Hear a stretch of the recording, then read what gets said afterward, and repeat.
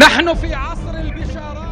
فلسطینی مزاحمتی تحریک حماس کے سربراہ اسماعیل ہانیہ کا کہنا تھا کہ فلسطینی مزاحمت اور اسرائیل کے درمیان نئے فوجی تصادم کی صورت میں فلسطینی میزائل تل ابیب کو چند منٹوں میں تباہ کر دیں گے۔ انہوں نے صہیونیوں اور اسرائیلی آبادکاروں کو مخاطب کرتے ہوئے کہا ہے کہ ہم تمہارے خوابوں کو خاک میں ملا دیں گے، القدس اور الاقصی میں تمہاری کوئی جگہ نہیں۔ اسماعیل ہانیہ نے حالیہ اسرائیل فلسطین تصادم کا ذکر کرتے ہوئے کہا کہ اسرائیل سر سے لے کر پاؤں تک ہتھیاروں سے لیس تھا، لیکن پھر بھی فلسطینی مزاحمت کے میزائلوں سے بچ نہ سکا۔ فلسطینی مزاحمت کے سربراہ کی جانب سے یہ بیان ایک ایسے وقت میں سامنے آیا ہے جب چند روز قبل اسرائیل کے فوجی امور کے وزیر نے امریکی قیادت میں ایران کے خلاف تل ابیب اور عرب اتحادیوں پر مشتمل علاقائی فوجی محاذ کی تشکیل کی تجویز دی تھی۔